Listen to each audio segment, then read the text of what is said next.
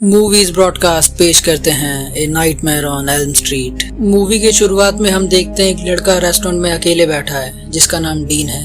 वो काफी डरा हुआ लग रहा है और उसे देख के लग रहा है कि वो काफी दिनों से ठीक से सोया नहीं है। और ऐसा नहीं है कि वो सोना नहीं चाहता, उसे नींद तो बहुत आ रही है, लेकिन वो जानता है कि अगर वो सो गया तो उसके साथ कुछ बहुत बुरा हो जाएगा। क्योंकि जब भी डीन सोता है उसे एक नाइटमेयर यानी बुरा ख्वाब आता है और जो कुछ भी वो ख्वाब में देखता असल जिंदगी में भी वैसा हो जाता है। फिर हम देखते हैं डीन वेट्रेस से एक और कॉफी मांगता है, लेकिन वो उसका जवाब नहीं देती है। फिर डीन उसका पीछा करते हुए पेंट्री में पहुंच जाता है, जहां वो देखता है कि पेंट्री में जानवरों का मीट रखा हुआ है। और फिर हम देखते हैं एक आदमी को जिसका नाम फ्रेडी है। उसने हाथों में ब्लेड्स वाला ग्लव्स पहना हुआ है जो काफी खतरनाक है। और फिर वो डीन पे हमला कर देता है जिससे कि डीन के हाथ पर कट लग जाता है और अचानक डीन ख्वाब से बाहर आ जाता है। दरअसल बैठे बैठे डीन की आंख लग गई थी क्योंकि वो काफी रातों से सोया नहीं है। जरा सोच के देखिए कैसा लगता होगा जबरदस्ती जागते रहना। और फिर हम देखते हैं नैन्सी को।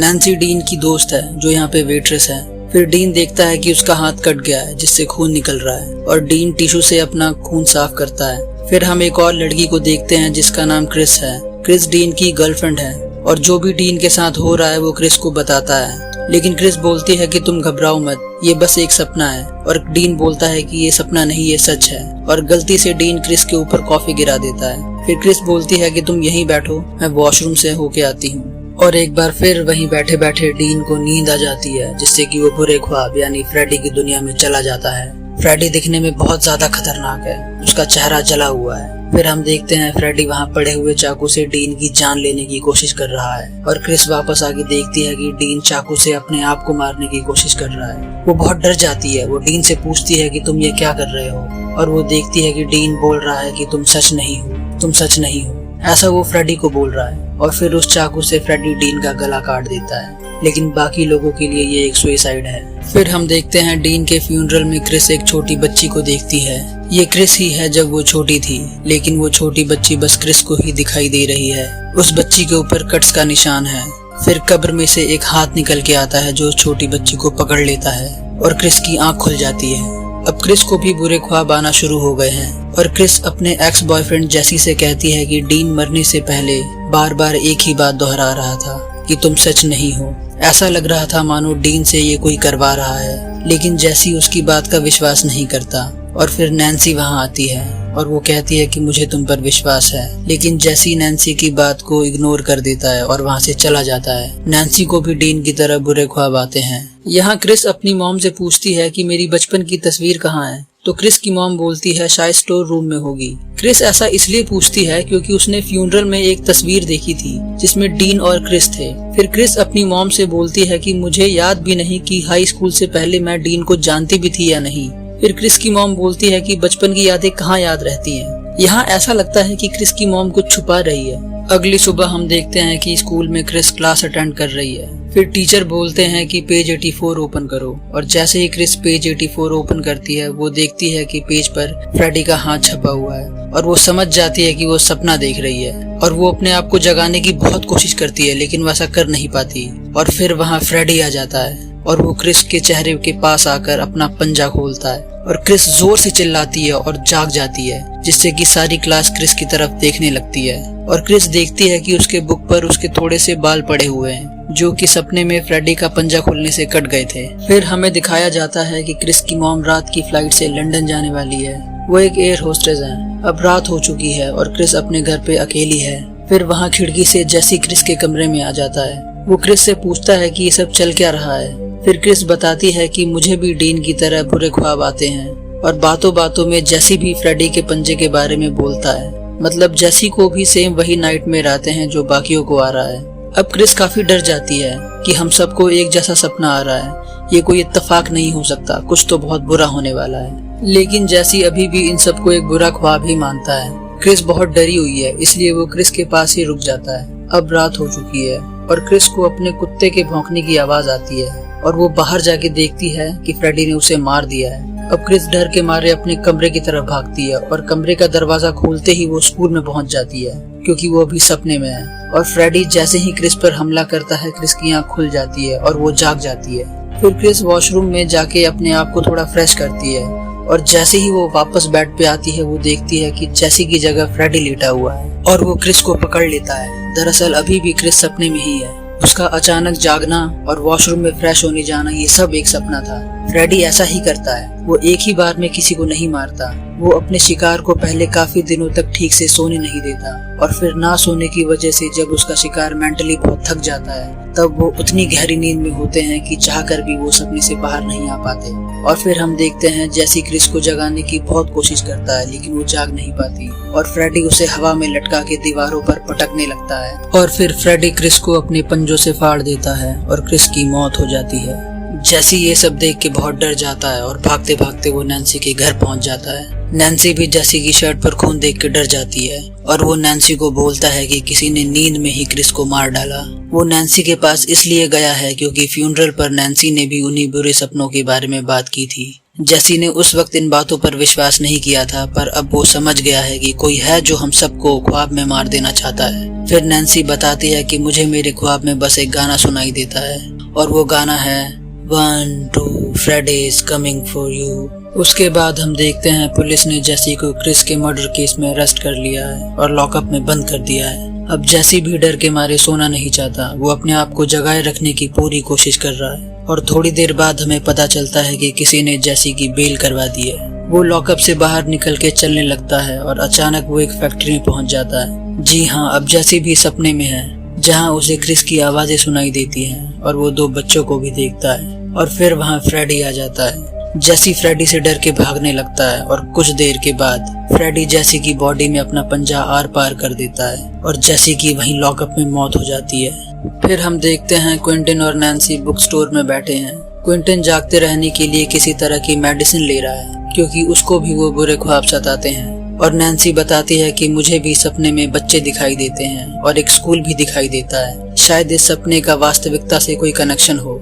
फिर क्विंटन नैन्सी को बोलता है कि अगर इंसान जबरदस्ती जागते रहने की कोशिश करता है तो 70 घंटे के बाद दिमाग अपने आप माइक्रो नैप लेने लगता है, यानी नींद की झपकियां महसूस होती हैं जिसे इंसोम्निया कहते हैं। और फिर भी इंसान अगर नहीं सोता तो दिमाग परमानेंट स्लीप में भी जा सकता है, यानी कोमा में। उसके बाद हम देखते हैं नैन्सी अपने मॉम से पूछती है कि क्या डीन, जेसी, क्रिस और क्विंटन, क्या मेरा इनसे कोई नाता है, जैसा कि क्या बचपन में हम सब एक साथ स्कूल में थे और क्या हम फ्रेडी नाम के किसी आदमी को जानते थे।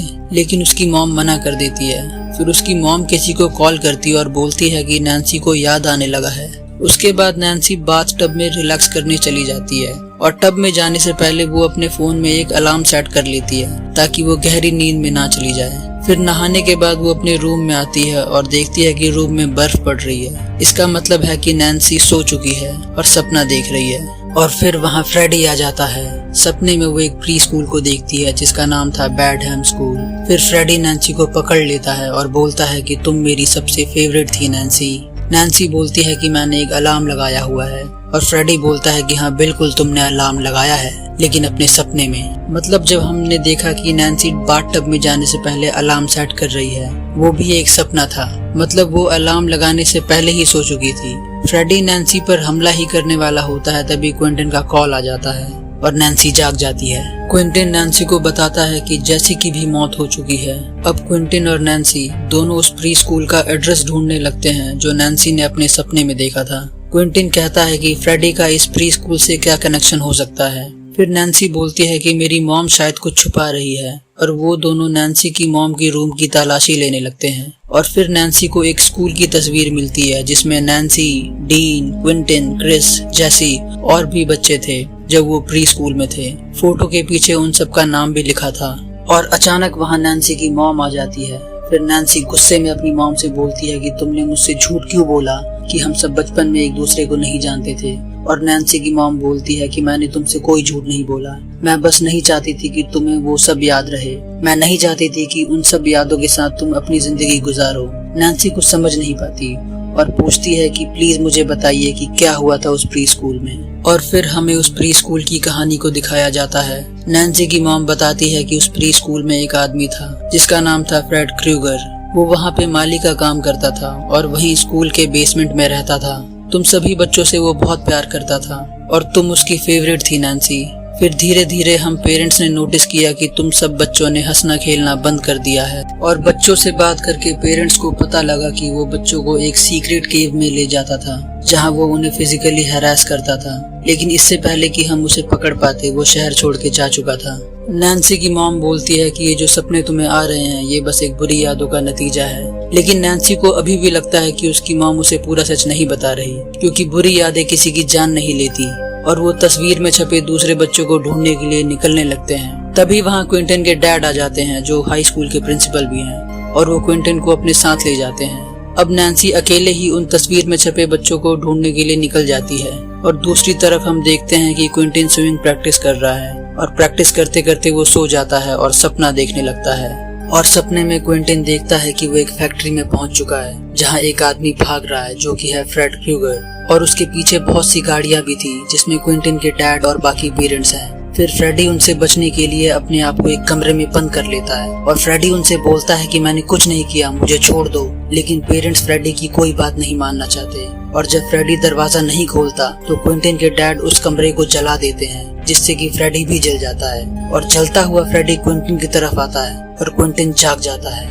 दूसरी तरफ नैन्सी को पता चलता है कि तस्वीर में जो बाकी बच्चे थे उनकी भी मौत हो चुकी है, और क्विंटन नैन्सी को बता देता है कि फ्रेडी कैसे मरा। वो गुस्से में अपने डैड के ऑफिस में जाता है और उनसे बोलता है कि आपने फ्रेडी को जला के मार डाला, लेकिन उसके डैड बोलते हैं कि हम बस तुम्हारी हिफाजत कर रहे थे, तुम बच्चों ने ही सब कुछ बताया था उसके बारे में। फिर क्विंटन गुस्से में बोलता है कि क्या आप लोगों को उसकी वो सीक्रेट केव मिली जिसमें हमें वो ले जाता था? तो क्विंटन के डैड खामोश हो जाते हैं। फिर क्विंटन बोलता है कि 5 साल के छोटे बच्चों की बात सुनकर आपने एक निर्दोष इंसान की जान ली, आप पुलिस में भी जा सकते थे। लेकिन क्विंटन के डैड बोलते हैं कि हम बस तुम बच्चों की रक्षा करना चाहते थे। फिर क्विंटन नैन्सी से कहता है कि हमारी झूठ की वजह से फ्रेडी की जान चली गई, और इसलिए वो हमसे बदला ले रहा है कि हमने अपने पेरेंट्स से झूठ बोला। काफी देर तक जागने की वजह से नैन्सी भी अब माइक्रो नैप्स लेने लगी थी। फिर क्विंटन नैन्सी को अकेले छोड़ के मेडिकल स्टोर में और पिल्स लेने चला जाता है, लेकिन बिना डॉक्टर प्रिस्क्रिप्शन के वो आदमी उसे पिल्स नहीं देता। उसके बाद नैन्सी भी स्टोर में चली जाती है, और उसके बाद नैन्सी का नाइटमेयर शुरू हो जाता है, और वो हर एक पल में सो और जाग रही थी, जिसकी वजह से हर एक सेकंड में वो सपने और रियलिटी में शिफ्ट हो रही थी। फिर फ्रेडी नैन्सी पर हमला कर देता है, और वो उसका स्वेटर पकड़ लेती है, जिससे कि स्वेटर का एक टुकड़ा फट के उसके हाथ में रह जाता है। मतलब वो फ्रेडी को सपने से रियलिटी में ला सकती है।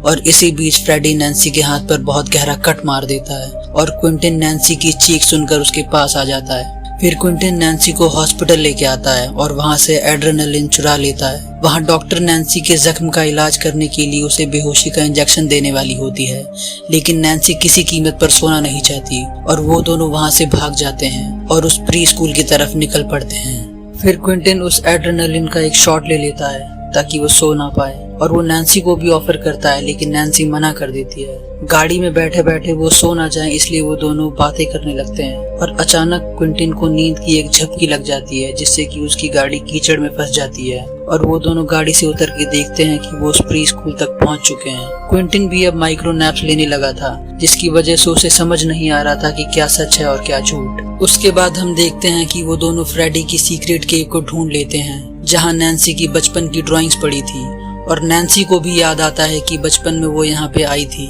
यही थी फ्रेडी की सीक्रेट केव। वहाँ उन्हें बहुत सारी फोटोज मिलती हैं जो नैन्सी की थी, और फिर उन्हें पता चल जाता है कि फ्रेडी सच में चाइल्ड मोलेस्टर था, और उन्हें ये भी समझ आता है कि फ्रेडी उन्हें इसलिए नहीं मार रहा कि उन्होंने झूठ बोला, वो उन्हें इसलिए मार रहा है क्योंकि उन्होंने अपने पेरेंट्स से सच बोला। अब ये सोच के वो दोनों बहुत डर जाते हैं। फिर नैन्सी फ्रेडी को मारने का एक प्लान बनाती है। जैसे वो उसके स्वेटर का टुकड़ा रियलिटी में लेके आ गई थी, उसी तरह वो फ्रेडी को रियलिटी में लाके मार देना चाहती है, लेकिन क्विंटन नैन्सी को सोने से मना करता है कि कहीं तुम जागे ही नहीं तो। उसके बाद नैन्सी वहीं बेड पे लेट जाती है, और क्विंटन भी वहीं उसके पास बैठ जाता है ताकि वो उसे जगा सके। लेकिन नैन्सी से पहले क्विंटन की आंख लग जाती है, और वो उसी फैक्ट्री में पहुंच जाता है जहां फ्रेडी उसे घायल कर देता है। तभी वहां नैन्सी आ जाती है, और फ्रेडी क्विंटन को छोड़ के नैन्सी के पीछे पड़ जाता है। नैन्सी कैसे भी करके अपने आप को फ्रेडी से बचाए रखने की कोशिश करती है, और फिर वो फ्रेडी की आंख में एक कैंची घुसा देती है, लेकिन वो फ्रेडी की दुनिया है, इसलिए उसे कुछ भी नहीं होता। फ्रेडी उसे फिर से बचपन की तरह हैरेस करने लगता है और नैन्सी के चिल्लाने की आवाज सुनकर क्विंटन जाग जाता है। वो नैन्सी को नींद से जगाने की काफी कोशिश करता है, लेकिन अब उसका ब्रेन परमानेंट स्लीप में जाने वाला था। और यही तो फ्रेडी का प्लान था। उसने नैन्सी को इतने देर तक जगाए रखा कि एक बार सोने के बाद वो कभी जाग ना पाए और वो हमेशा के लिए फ्रेडी की दुनिया में फंस जाए, ताकि वो नैन्सी को हर वक्त हरास कर सके जैसे बचपन में करता था। और फिर क्विंटन नैन्सी को एड्रेनलिन का एक शॉट देता है, जिससे उसका दिमाग जागने पर मजबूर हो जाता है और नैन्सी जागते वक्त फ्रेडी को भी असल दुनिया में ले आती है। क्विंटन काफी जख्मी है, इसलिए वो उससे लड़ नहीं पाता। वो दोनों फ्रेडी को मारने की कोशिश कर रहे हैं। फिर क्विंटन एक शार्प ऑब्जेक्ट फ्रेडी की टांग में घुसा देता है, जिससे कि उसे काफी दर्द होता है, क्योंकि अब वो असल दुनिया में है। अब फ्रेडी गुस्से में क्विंटन को मारने के लिए उसकी तरफ आगे बढ़ता है, लेकिन नैन्सी एक शार्प वेपन से उसका खंजर वाला हाथ काट देती है। ये देखकर अब फ्रेडी के चेहरे पर डर दिखाई देता है। फिर नैन्सी फ्रेडी को बोलती है कि क्यों दर्द हुआ ना? वो इसलिए क्योंकि अब तुम मेरी दुनिया में हो।